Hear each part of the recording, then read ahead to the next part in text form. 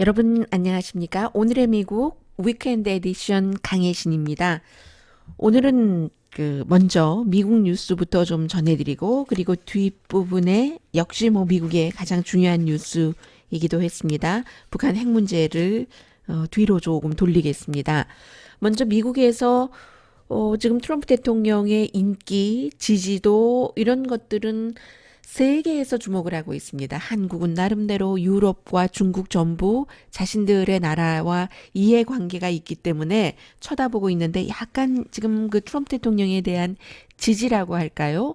국민들의 생각이 바뀌고 있다는, 물론 트럼프 대통령에 대해서는 좋아하는 사람과 싫어하는 사람들이 반으로 나뉘어져 있기 때문에 특별히 이제 트럼프 대통령을 처음부터 인정하기를 싫어하기도 했었고 인정하지 않았고 그랬던 사람들의 지지율에는 큰 변화가 없습니다. 지지 없음이죠. 그리고 이제 이런 사람들은 대부분 트럼프 대통령이 말을 하는 것이나 아니면 사람이나 국가를 대하는 태도 같은 것들이 너무나 그 상식과 다르고 그것을 상식과 달라서 너무너무 유니크하네, 특별하네 하고 존중한다기보다는 이렇게 궤도에서 벗어나서 말을 하고 행동을 하고 하는 사람이 일을 잘할 수 있을까? 도저히 신뢰를 주지 못하는 겁니다. 그래서 이제 그런 부분에서 믿음이 없는 것은 계속 이어지는데 중요한 것은 트럼프 대통령을 너무나 강력하게 지지하고 있는 사람들이 공화당 사이에서는 거의 90%나 되기 때문에 그리고 트럼프 대통령도 이 지지 기반만을 보고 가는 겁니다. 복음주의자들, 또 시골에 있는 사람들, 대체로 이제 이런 사람들이 자신들이 원하는 그런 이득만을 생각하는 경우가 많거든요. 복음주의자들 같은 경우는 낙태를 국가가 합법화하면 안 된다. 지금 이제 합법화가 됐지만 이것을 트럼프 시대에 다시 뒤집어야지 된다. 그리고 이제 관련 여러 가지 사회적인 이슈에 대해서 이제 본인들의 생각이나 뜻을 트럼프 대통령을 통해서 관철하길 원하기 때문에 원래의 기독교적인 복음주의적인 윤리라던가 아니면 감각 같은 것은 트럼프 대통령이 또 너무 달라요. 이런 부분에 대해서. 그리고 이제 사회가 바뀌었기 때문에 결혼을 몇 번 하고 이혼을 몇 번 하고 그런 것을 저는 개인적으로 사람들이 일하는 것과 크게 연관을 시켜서 생각하려고 하지는 않습니다. 그러나 이제 복음주의는 그런 바탕이 너무 강한데도 트럼프 대통령이 이제 이혼을 3번이나 했고 그때마다 이제 다른 새로운 사람이 생겨서 이혼을 했고 결혼하고 있는 동안에도 항상 배우자에게 충실하지 않은 것이 그 사람의 일상처럼 됐고 그런 것들이 지금 오랜 동안 개인 변호사를 지냈던 픽서 마이클 코엔에 의해서 드러나고 해도 아무런 상관을 하지 않습니다. 기독교적인 그런 바탕에 있어서 그리고 이제 트럼프 대통령만 지지하고 또 트럼프 대통령을 강하게 지지하는 기반인 시골 사람들 또 시골에서 많이 배우지 못했고 정말 죄송합니다. 제가 이런 말씀 드릴 때요. 그런데 어쨌든 기준이 그러니까 어쩔 수가 없어요. 대학교를 졸업하지 못했고 이런 분들이 생각하고 있는 것은 나를 부자를 시켜줘? 부자를 시켜주지 않아? 트럼프 대통령이 이민자에 대해서 심지어는 애니멀이라고 사람도 아니라고 그렇게 욕하는 게 어때? 나랑 상관없지? 그렇게 생각을 하거나 전혀 개의치 않거나 그 밖에 많은 다른 사람들에게 예를 들어 정치적인 적이라 할지라도 감옥에 가둬라 이런 얘기를 하고 장애자를 비난하고 백인이 아닌 다른 사람들에게 굉장히 인종차별적인 얘기를 하고 여성 비하 발언을 하고 이런 것들을 트럼프 대통령을 강하게 지지하는 사람들은 상관을 하지 않습니다. 상관을 하지 않는 것을 넘어서 왜 트럼프 대통령이 말하는 것을 가지고 그러지? 트럼프 대통령의 정책을 봐야지 라고 얘기를 하는데 트럼프 대통령의 정책을 보는 사람들은 그 같은 말과 행동이 정책에 그대로 반영이 되고 기본적으로는 인간의 자유나 인간 존중이나 이런 것을 전혀 트럼프 대통령이 상관을 안 하기 때문에 정책도 그렇게 나올 수밖에 없다고 생각을 합니다. 여기에 차이가 있는 건데요.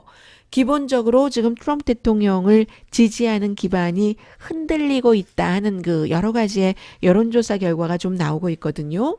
물론 흔들리다가 다시 또 견고해질 수도 있고 이런 여론조사 결과조차도 가짜다라고 트럼프 대통령을 지지하는 측에서 말할 수는 있지만 가짜라고 말하기에는 트럼프 대통령이 너무나 좋아하는 여론조사 기구인 퀴니피악 같은 데서도 나오고 있기 때문에 현재 조금 변하고 있는 게 아닌가.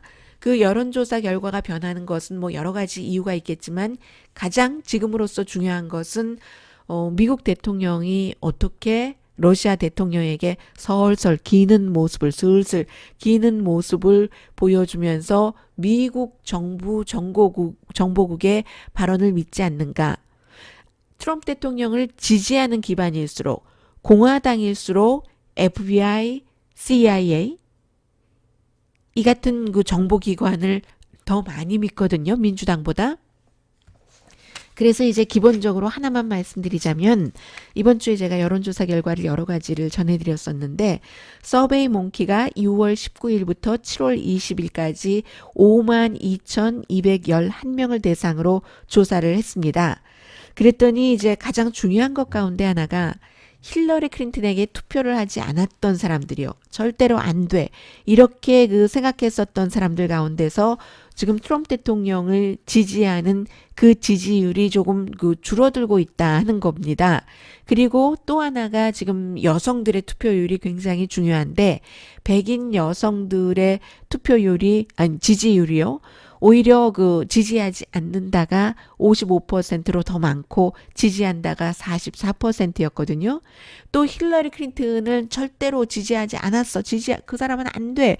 라고 생각했던 무당파 사이에서도 지금 트럼프 대통령을 지지하는 비율이 47%, 지지하지 않는 비율이 51%로 더 높습니다. 스윙그 보트로서 굉장히 중요하죠.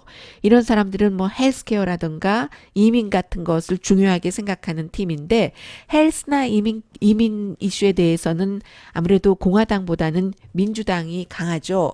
이런 부분이 트럼프 대통령이 11월 달에 본인이 직접 선거를 치르지는 않지만 그러나 민주당과 공화당 사이에서 상원을 누가 차지하느냐, 하원을 누가 차지하느냐, 상원까지 뭐 현재로서는 그 민주당이 차지할 수 있는 가능성이 높다고 볼 수는 없지만 트럼프 대통령이 블라디미르 푸틴과 만나고 난 그 이후에 하원은 지금 민주당이 차지할 그럴 확률이 조금 높아졌다고 보는 전문가들이 있거든요.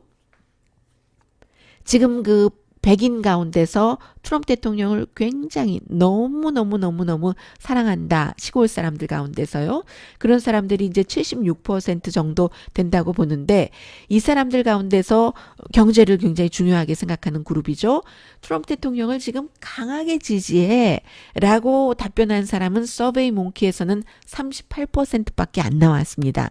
전체적으로는 이제 공화당 가운데서는 물론 아직도 뭐 80% 정도 지지한다고 80%에서 90% 지지한다고 나오지만 아주 강하게 지지한다가 전에는 그 80% 90%가 다 강하게였다고 하면 지금은 그게 서베이 몽키의 조사로는 38%로 굉장히 그 줄어들었다 하는 것이고요. 밀레니얼 세대 18살에서부터 34살까지의 젊은 층은 2016년 선거에도 트럼프 대통령을 굉장히 싫어했었어요. 그 당시에 19%가 트럼프 대통령에게 투표를 했고 36%가 힐러리 클린턴. 그리고 힐러리 클린턴도 별로 좋아하지 않는 거죠. 그런데 밀레니얼 세대는 2016년 선거 당시에는 그래도 트럼프가 더 싫었다. 이런 생각을 갖고 있었는데 그랬기 때문에 39%는 아예 투표를 하지 않고 집에 있었습니다. 놀러 갔을지도 모르고요. 이 세대가 굉장히 중요합니다. 이 밀레니얼 세대는 환경, 헬스케어, 이민, 그리고 교육 이런 이슈를 굉장히 생각하고 있거든요. 그러니까 이것도 역시 민주당이 조금 강한 거예요. 그래서 이 세대를 끌어들이려면은 유권자 등록을 이제 하고 투표장에 나오게 하고 그런 것이고, 그리고 이제 제가 지금 서베이 몽키를 말씀드렸습니다마는 퀴니피악이라는 대학이 여론조사를 하는 것에 있어서 가장 트럼프 대통령을 지지하는 그 비율이 높게 나오는 여론조사 기구입니다. 여기서 백인 남자에게 물어봤어요. 49%만 강하게 그 트럼프 대통령을 지지한다는 거죠. 여전히 사람들이 이제 그럼에도 불구하고 공화당이 민주당보다는 러시아와 대화를 해야지 돼. 미국도 냉전도 아닌데 이렇게 생각하는 비율이 높기는 하지만 반 정도는요. 러시아가 분명히 트럼프 대통령에게 뭔가를 했어.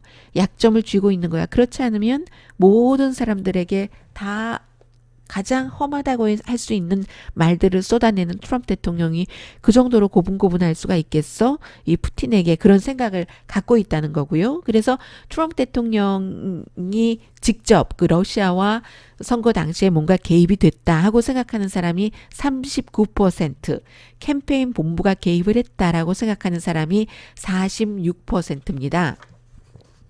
물론 아직도 노메로한 트럼프 대통령이 무슨 말을 하든지 대통령을 지지하는 기반이 있기는 하지만 이번에 그 러시아와의 회담을 계기로 이런 것들이 좀 도드라졌고, 그게 이제 이번에 오랜 그 대통령의 픽서였었던 마이크 코엔 변호사가 엊그제 얘기를 한 거잖아요. 그것은 그 오디오 테이프는 없지만 트럼프 대통령이 아들이 트럼프 타워에서 사위와 또 선거대책본부장과 함께 러시아 사람들 만나는 것을 알고 있었고 만나라고 했어. 그때 이미 그 아들이 힐러리 클린턴에 대해서 이길 수 있는 힐러리 클린턴의 약점을 알려준다. 그랬기 때문에 만났다는 것 아닙니까? 그 전에 했었던 얘기는 다 거짓말이고요. 이렇게 저렇게 둘러대고 만나지 않았다고 하는 것, 입양 때문에 만났다고 하는 것, 그런 것은 다 사실이 아니고 힐러리 클린턴에게 대해서 뭔가를 좋은 그 정보를 주겠다고 해서 만났을 때 그것을 트럼프 대통령에게 이렇게 한다고 아들이 보고를 하는 것을 옆에서 들었다는 얘기입니다. 혼자만 들은 게 아니라 다른 사람도 함께 들었는데 그 사람들의 명단도 또 발표할 수도 있다라고 이 사람이 얘기를 해버렸어요. 이 사람 자체가 지금 특별검사의 조사를 받고 있기 때문이죠. 이제 그런 부분들이 지금 러시아 문제가 트럼프 대통령 처음부터 지금까지 계속 지금 아주 따라붙고 있는 거예요. 그래서 물론 이 부분에 대해서도 공화당에서 굉장히 그 가장 그 보수적인 그룹이 그 하원에서요. 그 프리덤 카커스라고 하는 아주 그 강한 집단인데 이 집단을 이끌고 있는 그 두 사람이 오하이오와 노스캐롤라이나 굉장히 그 트럼프 대통령에 대한 지지도가 많은 주죠. 이 주의 하원 의원들이 결의안을 냈어요. 지금 어떤 결의안을 냈냐면 이 러시아 스캔들을 조기에 제대로 조사하지도 못하고 없애버리지도 못하고 그리고 의회에도 많은 것을 원하는 만큼 정보를 다 주지 않는다 해서 트럼프 대통령이 임명을 한 연방 법무부의 부장관 로젠스타인을 탄핵을 해야지 된다. 왜냐하면 특별검사도 연방 법무부 아래 소속이 돼서 연방 법무 장관도 러시아와 연관이 있기 때문에 이 사건에서 빠졌고 부장관이 모든 것을 총괄을 하고 있거든요. 그런데 이 총괄하는 부장관이 한마디로 트럼프 대통령 입장에서 총괄하지 않는다 해서 이제 그 탄핵시켜버려야지 된다라고 얘기를 했는데, 그렇다고 했는데 이게 하원 의장조차도 이건 말이 되지 않는다라고 지금 얘기를 하고 있고요. 그래서 굉장히 중요한 거예요. 아무튼 마이클 코엔이라는 변호인 자체가 대통령의 변호인 자체도 내가 대통령의 총알바지를 한다고 하다가 지금 대통령이 나는 그런 여자들 처음엔 몰라 했다가 내가 무슨 그런 여자들이랑 잠을 자 아무런 관계가 없어 했는데 돈을 준 것이 드러났고 그 돈 준 것의 증거까지도 이 마이클 코엔이 다 지금 이제 얘기를 하고 있는 건데, 이런 모든 것들이 마이클 코엔이라는 대통령의 픽서 변호사 자체도 또 러시아와 연관이 있는 사람입니다. 러시아와 관련이 있어서 돈을 받았고 또 대통령이 되고 난 뒤에는 올해 개인 픽서 트럼프 대통령의 변호사 집사를 했다는 이유로 한국 기업에서도 이 마이클 코엔에게 돈 줬었잖아요. 그런 사람이거든요. 그래서 이제 이 사람이 본인이 살기 위해서 여러 가지 알고 있는 이게 대통령의 여자 관계, 돈 문제, 뭐 선거에서의 여러 가지 이슈, 러시아 문제까지를 알고 있는 사람이기 때문에 이 사람이 지금 내놓고 있는 일들이 어떤 그 하나하나의 정보들이 대통령으로서는 굉장히 신경이 쓰이고요.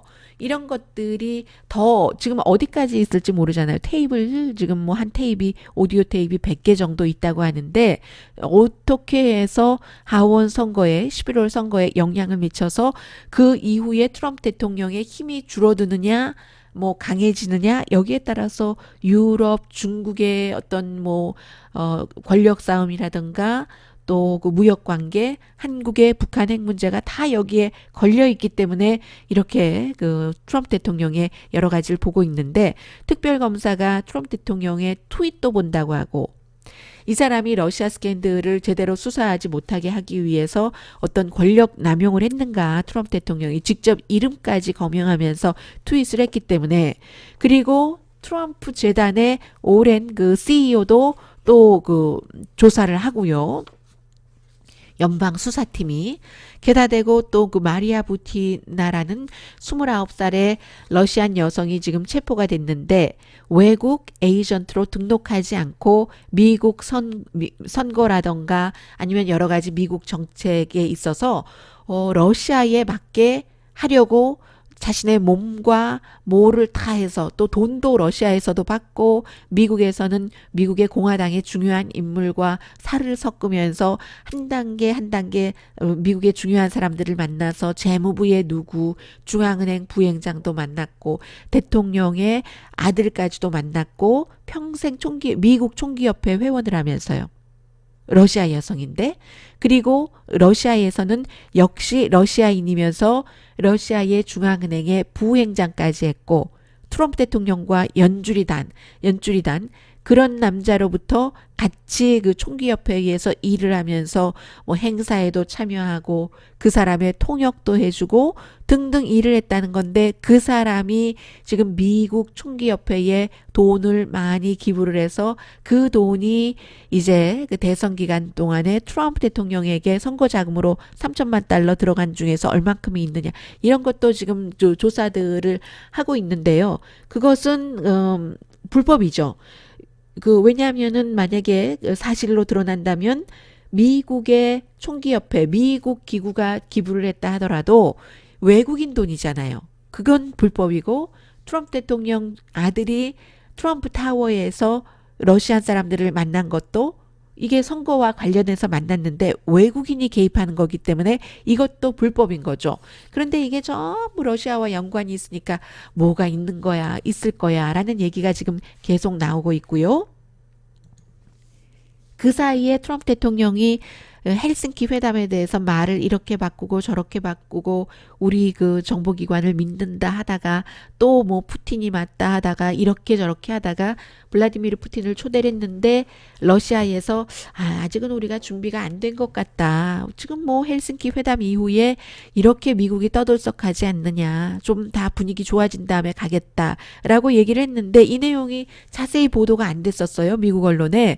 그런데 그 이후에 이틀인가 있다가 다시 백악관에서도 이 트럼프 대통령이 푸틴을 2018년 11월이 아니라 내년쯤에 그 이제 초대를 하겠다. 이 뭔가 그 마녀 사냥 뭐 이런 것들이 다 좀 가라앉고 나서라고 발표를 했거든요. 그래서 어쩌면 푸틴이 이제 먼저 사양을 했기 때문에 그런 것 같다는 그 얘기도 생각도 들고요. 그리고 나서는 또 푸틴이 다시 이틀인가 하루인가 있다가 내가 러시아로 트럼프 대통령을 초대를 하겠다 하고 사우스 아프리카에서 이제 중국, 인도, 브라질 같이 회의를 하던 도중에 발표를 해버렸거든요. 그랬더니 또 백악관에서 뭐 우리가 그 오픈하고 검토할 수 있다 이렇게 얘기를 했는데 이것조차도 푸틴에게 끌려다니는 느낌도 들거든요. 지금 북한 문제가 김정은 위원장의 그 타임 스케줄대로 끌려가는 것처럼 푸틴의 러시아에 대해서도 지금 뭐 정말 러시아까지 초대를 해서 러시아를 가고 뭐 이런 일이 있다면 그렇게 되는 게 아닌가 이런 생각들이 들고요. 그리고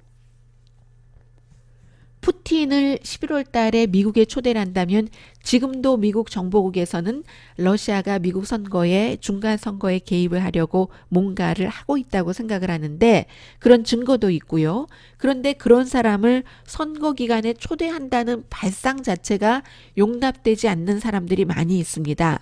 그리고 지금 미주리주가 지역구인 그 민주당의 그 클레어 그 맥캐스킬 의원의 이메일을 러시아에서 해킹을 시도하고 해킹을 성공을 하지는 못했어요. 그런 것까지 이번 주에 드러났거든요.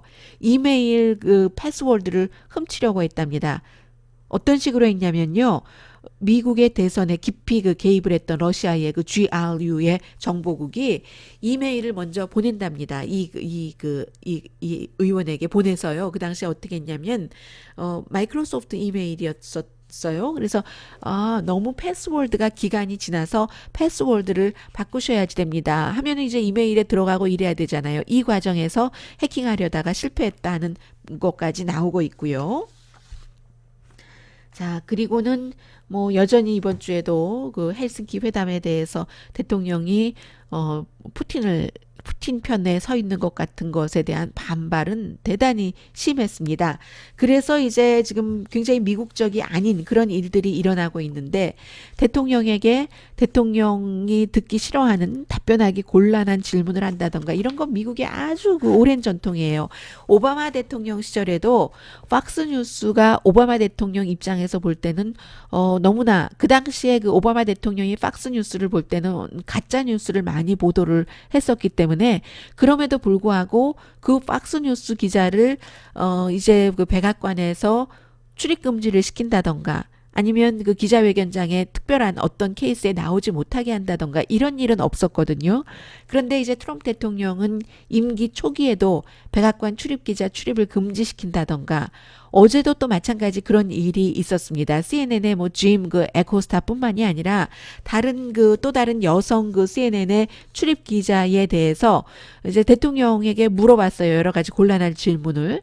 그랬더니 바로 그 유럽연합 의장과의 미팅에 그 CNN의 그 출입 기자를 금지령을 내렸고 그러니까 팍스뉴스의 그 앵커조차도 이건 아니다 하고 팍스뉴스도 성명을 발표를 해버렸어요. 왜냐하면 이거는 이제 아마 기자들 사이에서 너희가 성명을 발표해야 되는 게 아니야 했을 수도 있죠. 왜냐하면 그 금지당한 CNN의 그 출입 기자가 폴 기자단이었거든요. 폴 기자단은 기자단을 대표로 해서 가서 대통령에게 질문을 해서 답변을 받아오는 사람이잖아요. 그러면 그 폴 기자단이 한 그 질문 자체가 이제 폴 기자단에서 의논을 해서 이 질문을 가지고 가서 답을 받아와라 하고 서로 합의를 한 것일 수도 있죠. 그런 경우에는 이게 이제 모든 CNN 기자뿐만이 아니라 모든 그 기자가 거부된 것이나 마찬가지이기 때문에 어쨌든 대표로 CNN에서 CNN의 그 뉴스 대표자가 이제 그런 그 성명을 발표를 했고 CNN의 앵커가 그런 성명서를 읽었습니다. 뿐만이 아니라 CNN의 그 셰프 스미스라는 또 다른 앵커는 대통령이 계속 국민의 적이 언론이라고 하는데 언론은 국민의 적이 아니다. 그 대통령이 가만히 보면은 언론을 공격할 때 보면은 본인에게 마음에 안 드는 보도를 할 때 그때 공격을 하는데 언론 보도는 주춧돌이다라고 얘기를 합니다. 그런데 불행한 것은 셰프 스미스는 팍스에서 션 해니티나 로라 잉그램이나 아니면 그 터커 칼슨처럼 트럼프 대통령을 123%를 보호를 하면서 막 어떤 때는 그 억지 이론을 막 가져다 대는 그런 인기 있는 그 호스트가 쇼 호스트가 아니거든요. 셰프 스미스는 쇼 호스트라고 하기보다는 정말로 정통 뉴스를 제대로 근거를 가지고 하는 사람이거든요. 그래서 이 미국도 마찬가지예요. 한국도 굉장히 자극적인 뉴스를 할 때 그 뉴스의 그 방송 퍼스널리티로 볼 때는 인기가 높잖아요. 굉장히 극단적으로 우측으로 간다던가 극단적으로 좌측으로 가서 딱 그 좋은 것만 얘기를 한다던가 하는 그런 부분. 미국도 똑같거든요. 박스에서도 션 해니티, 타커 칼슨, 로라 잉그램 같은 사람이 인기가 있는 것은 완전히 치우쳤기 때문에 인기가 있는 겁니다. 어느 정도 균형을 맞추려고 하는 셰프 스미스 같은 사람은 인기가 대단히 높을 수가 없어요. 그게 이제 비극인 거죠. 셰프 스미스가 그런 얘기를 한다는 게. 그래서 이런 일이 지금 일어나지 않았는데 여태까지는 미국에서 일어나고 있고 하기는 뭐 백악관에서조차 이게 뭐 멜라니아 트럼프 여사가 CNN을 보는 것을 가지고 대통령이 엄청 화를 냈다고 하고 그래서 비행기가 아니라 그 텔레비전을 4대를 더 마련을 했대요. 예를 들어 대통령과 동행을 해서 멜라니아 여사가 어디를 함께 갈 때는 비행기 안과 호텔방에 따로 텔레비전을 더 두는 겁니다. 그래서 멜라니아 여사는 그렇다고 양보를 하지 않는 거예요. 나는 내가 보고 싶은 거 본다 하면서 CNN을 보고 트럼프 대통령은 팍스 뉴스를 보고 백악관에서조차도 이렇게 지금 뭔가가 그 분열이 됐고요. 그리고 트럼프 대통령이 또 이런 일도 역대에 없었습니다. 이게 실행될 것 같진 않아요. 이것까지 실행되면 너무나 미국적이 아니니까 대통령의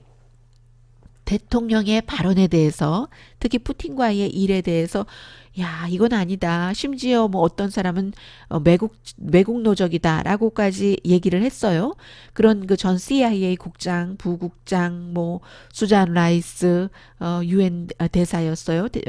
오바마의 국가 자문이기도 했고요. 안보 그리고 뭐 등등 이런 사람들을 정보국의 국장이었던 사람들을 이 사람 신원조회를 무효로 만들어 버린다는 겁니다. 수십 년 동안 가장 미국에서 신원 보증을 했던 사람을 그 본인에 대해서 반대되긴 얘기를 한다고 신원조회를 무효로 만들어 버리겠다. 이런 얘기까지 했어요. 실행을 할지는 저는 실행은 안 될 것이라고 바라고 있고 보고 있는데 어쨌든 이 정도로 지금 대통령도 예민해졌다 하는 얘기 전해드립니다. 그 사이에 미국의 경제가 굉장히 그 좋아요. 이번 주에 대통령에게 좋은 뉴스입니다. 대통령이 아주 그 기자회견까지 했어요. 4.1% 2, 4분기 그 GDP 성장률이 나왔는데 그런데 이제 그 이유 때문에 지지하기가 4.1%를 전문가들은 그다지 쉽지 않다고 보고 있는데요. 왜냐하면 중국과 무역 전쟁을 하는 동안 이거 빨리 더 큰일 닥치기 전에 수출해야지 하고 콩 수출이 최고 9,000%까지나 늘었다고 하고 지난해 12월 달에 세금 감면을 했기 때문에 사람들이 마음이 좋아서 돈을 조금 썼다고 하고요.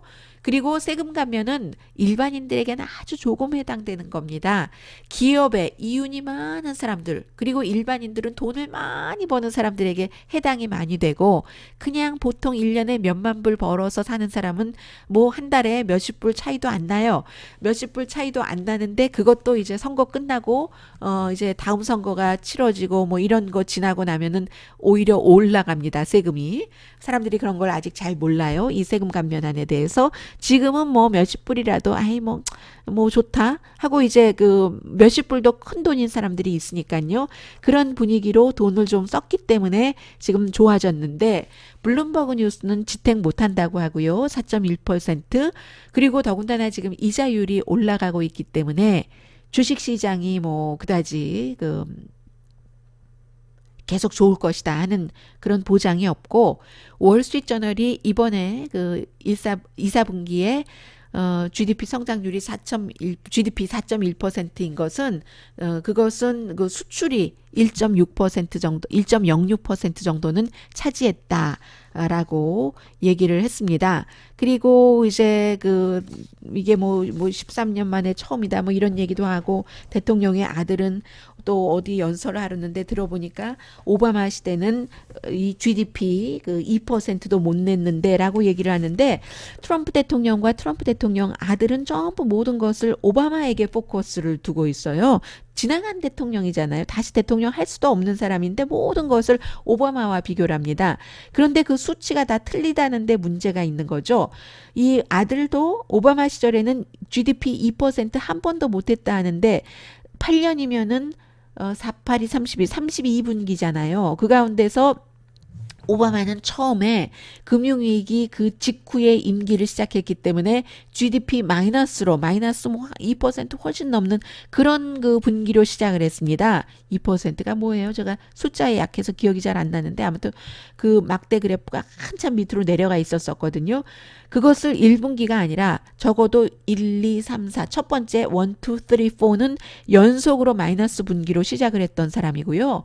뭐 15번 그 2% 넘었고 그게 이제 마이너스로 시작해서 조금씩 올라가다가 그러다가 4% 넘은 것은 GDP 그게 4번이었고 거의 4% 되는 뭐 3.89 정도가 2번 있었고 그리고 4.9%도 있었어요. GDP 한 번 2014년도에 그때 이후에 이제 최고인 거죠. 2014년. 그런데 이제 트럼프 대통령은 뭐 13년 만에 처음이다. 이런 얘기를 하고 있고요.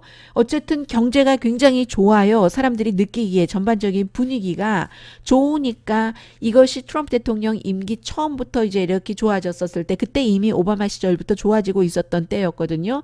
그랬을 때는 사람들이 문재인 대통령 임기 초기에 경제가 좋았던 것처럼 뭐 대통령이 한 거야. 뭐 전때부터 계속 해왔던 게 이어지는 거잖아. 라고 얘기를 했지만 지금은 이제 트럼프 대통령 임기에 좋은 것이라고 말씀드릴 수도 있는 것이고요. 여러 가지 경제 제재, 그러니까 어떠한 그 비즈니스 규제를 제재하는 것, 이런 것은 충분히 역할을 미쳤겠죠. 그리고 이제 EU와는 결국은 중국도 이렇게 됐으면 원하는 방향으로 현재는 나가고 있습니다.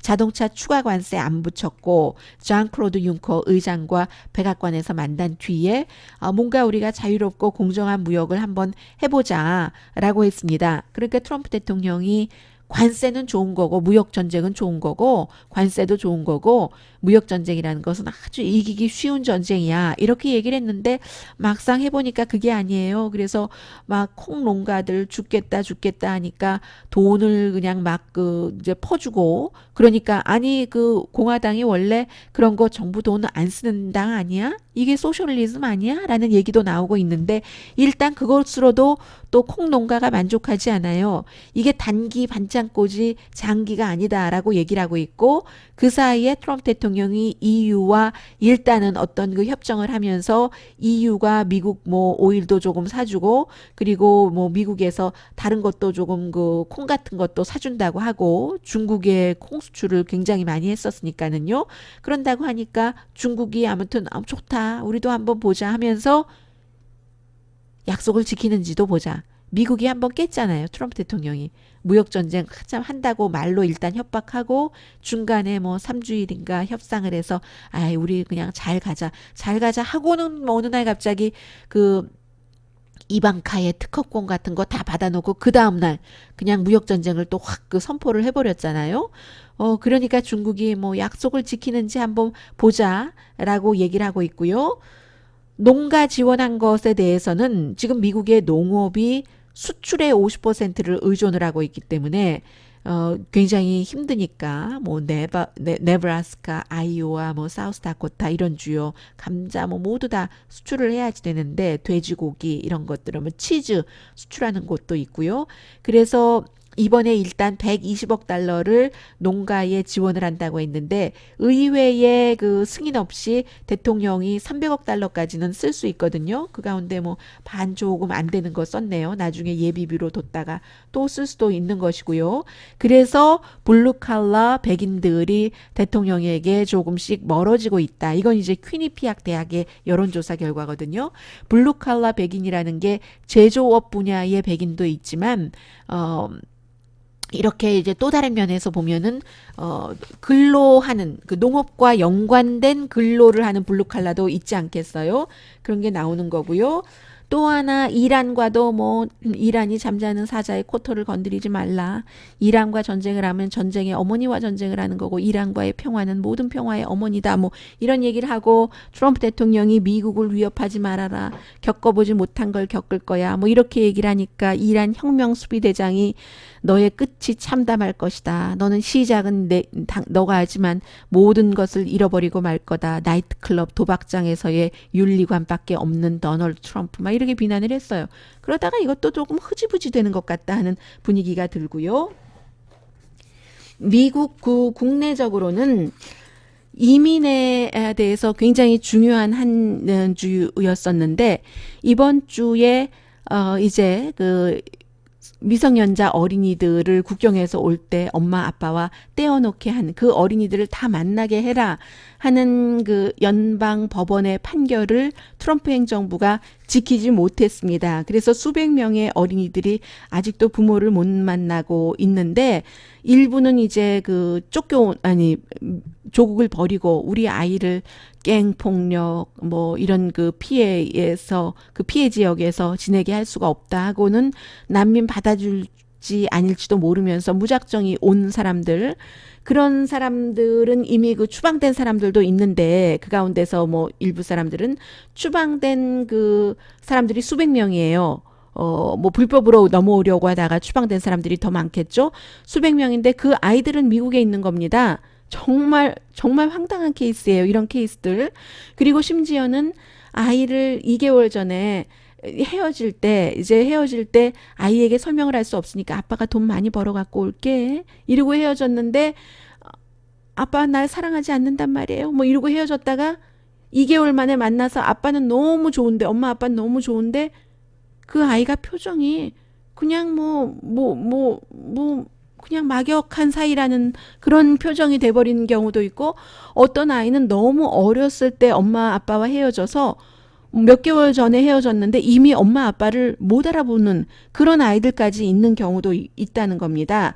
그래서 이제 이런 것들이 이민 이슈는 멕시코에 벽을 세워야 돼 라던가 왜 우리의 일자리를 빼앗아 가지 하는 포커스를 두고 민주당보다는 공화당에서 굉장히 핫한 이슈였거든요. 그런데 이렇게 자녀와 부모를 떼어놓는 지로 토러런스라는 무관용법에 이것에 따라서 지금 그 민주당이 오히려 더 이렇게 해서는 안 되지. 미국이 아니잖아. 하면서 이민 이슈에 굉장히 그 다가가고 있어서 이번에 그 11월 선거에서는 이것도 전보다 더 큰 이슈가 될 수도 있다. 이런 쪽으로 지금 왔고요. 그런데 이제 대통령은 팍스 뉴스와 인터뷰하면서 내가 중국 뭐 무역은 마음에 들지 않지만 이민은 정말 마음에 들어. 난민 이슈 이런 것은 중국이나 일본이나 한국 봐, 헝가리 봐. 이 난민을 받아들여 아니잖아. 이민 받아들여 아니잖아. 그게 잘하는 거야. 독일 no good. 뭐 시리아 이민자들 받아들여 no good이라고 얘기를 하는데 지금 트럼프 대통령이 얘기한 이런 나라들에서도 다 받아들이는데 이유도 있어요. 한국은 뭐 아직 너무나 숫자가 작으니까 그 정도까지는 깊은 의미까지는 아니겠지만 다른 나라들에서는 출산율이 낮고 또 인구가 노령화되기 때문에 인구가 없는 국가는 국가의 기능을 할 수가 없습니다. 결국은 소멸될 수도 있습니다. 그래서 이제 다른 인종이라 하더라도 받아들이는 이런 목표도 있는 거죠. 자, 그리고 또 이제 북한 문제를 말씀을 좀 드리겠습니다. 북한에 대해서는 지금 가장 중요한 것이 그 미군 유해를 북한에서 55구를 보냈기 때문에 그에 대해서 대통령이 내가 공개적으로 김정은 위원장에게 고맙다고 땡큐라고 얘기를 했어요. appreciate이라는 단어를 쓰진 않았죠. 어제 제가 전해드리고도 잊었네요. 그렇게 얘기를 했는데 그런데 in front of media 앞에서 내가 땡큐라고 말하고 싶다 하고 땡큐라고 2번이나 얘기를 했습니다. 대통령이. 이게 굉장히 중요한데 그리고 또 하나 중요한 것은 플랜 B를 세워야 된다는 목소리가 나오는데 그게 꼭 군사 옵션을 얘기를 하는 건 아니에요. 다만 싱가포르 정상회담에서 북한과 미국이 하기로 했었던 비핵화가 이루어지지 않을 수도 있다는 것을 전제로 한 플랜 B, 더 강한 제재, 그리고 군사력을 쓰지 않더라도 모든 군사 공격을 할 수 있다는 ready to go, 준비를 해야지 된다는 플랜 B에 대해서 얘기가 많이 나오고 있습니다. 그게 왜냐하면 대통령의 말과 국무장관이 하는 말이 다르기도 하고 국무장관은 2가지 말을 한 입으로 하고 있어요. 하나의 말은 지금 그 김정은 위원장이 굉장히 여러 가지 그 절차를 싱가포르 회담 이후에 약속대로 잘 진행하고 있다. 라고 얘기를 하면서도 막상 청문회에서는 그 얘기도 하지만 북한이 핵 분열 물질을 계속 생산하고 있다. 이 얘기까지 하고 있거든요. 청문회에서는 이제 그 정보위원장들, 의원들, 정치인들 앞에서 하는 얘기잖아요. 그래서 지금 사실은 북한 문제에 대해서 미국이 어떻게 생각을 하고 있는가 하는 것은 정확한 판단을 하려면 정치에서 벗어나서 국무부팀이 정규적으로 의회 의원들에게 업데이트를 해줘야지 된다. 이런 얘기를 합니다. 왜냐하면 트럼프 대통령의 말을 뭐 믿을 수가 없기 때문에.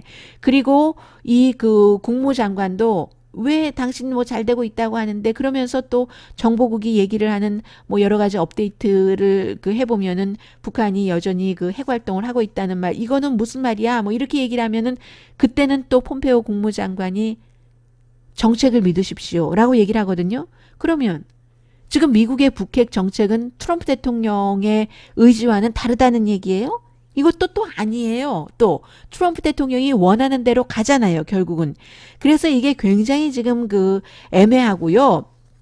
북한 입장에서는 유해도 55구 보낸 것 자체가 굉장히 그 상징적인 제스처고, 이 상징적인 제스처에 대해서 미국은 그 싱가포르 회담에서 얘기를 했었던 선언문의 넘버 1, 2 관계 개선, 그 관계 개선을 북한에서는 종전 선언으로 보고 있는데 미국이 지금 해주고 있지 않고, 종전 선언과 미군 철군과는 관련이 없다라고 한국에서 말씀하시는 분들이 굉장히 많으시는데 그게 직접적인 연관이 있는 겁니다. 종전선언을 하고 나서 이게 결국은 종전선언에서 끝나는 게 아니잖아요. 종전선언은 정말 그냥 그 상징적인 건데, 평화협정으로 가면 평화로운데 왜 미군이 있습니까? 미군의 주둔 목표 자체가 북한으로부터의 침공에서부터 한국을 방어한다는 거기 때문에 그 미군을 철군을 해야 된다든가 역할을 바꿔야지 되는, 그렇기 때문에 미국에서는 함부로 할 수가 없는 거예요. 그러면서 북한에 대해서는 핵을 포기할 것으로 믿는다.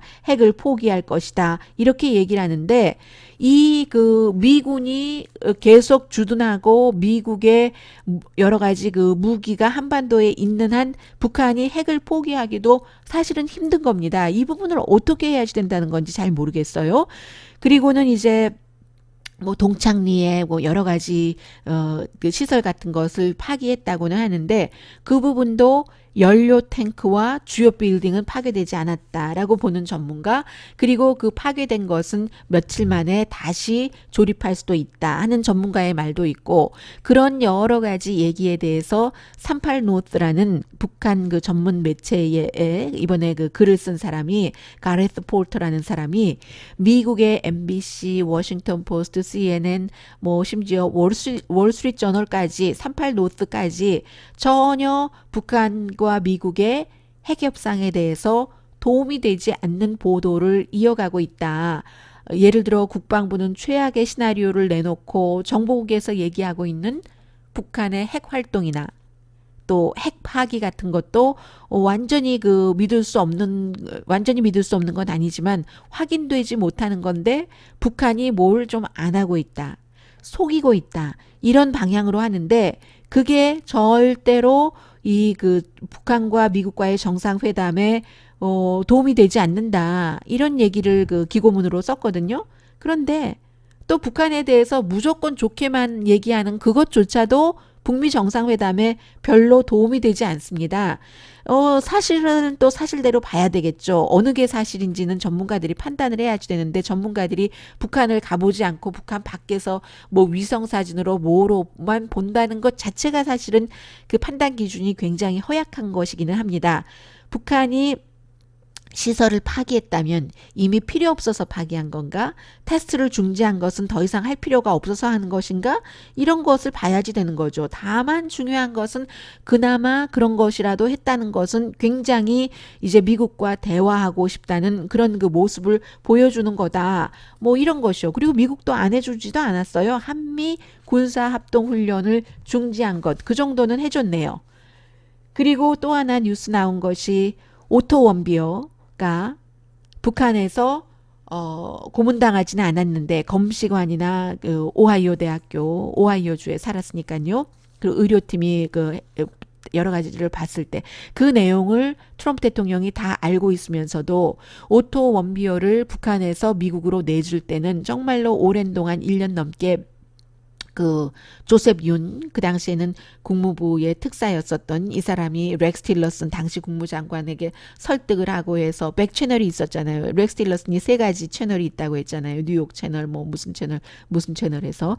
그래서 그 백 채널로 열심히 이렇게 일을 했고, 또 트럼프 대통령도 오토 원비어가 그렇게 1년 동안이나 혼수 상태다 이렇게 얘기를 하니까 아버지처럼 그럼 빨리 가서 데리고 와라 조건 없이 해서 북한에서 정치적인 목적으로 활용하지 않는다는 조건을 달고 트럼프 대통령이 오케이 했기 때문에 미국으로 돌려보내줬다는 겁니다. 그랬더니 미국에 오자마자 검시 결과가 고문당했다는 것은 없는데 트럼프 대통령이 그것을 다 알면서도 오토 원비어 부모들을 어디 초대하고 또 마이크 펜스 부통령도 평창 갈 때 마찬가지로 하고 하면서 북한이 이렇게 못된 국가다. 그때는 관계가 굉장히 나빴으니까요. 북한은 이제 관계를 개선하고 싶어서 오토 원비어를 보내줬겠죠. 그래서 아프기도 했고 하니까 다른 3명의 한인들은 뒤로 미루고, 그래서 이제 이게 정치적으로 이용을 했다는 것을 그 조셉 윤 그 전 국무부 특별대사가 한국에 가서 강연할 때 얘기를 했고, 오토 원비어는 고문당하지 않았다는 것은 이번 주에 그 잡지, 이번 달 잡지예요. 8월 달 남성 잡지 GQ에 굉장히 정말 심층 보도예요. 심층 보도로 나왔고요. 그러니까 북한도 트럼프 대통령 말을 안 믿습니다. 이 오토 원비어 케이스에서 똑똑하게 봤기 때문에. 그런데 아무 보장 없이 핵을 포기할 수가 없는 거예요. 그렇기 때문에 굉장히 많은 사람들이 오래 걸릴 것이다.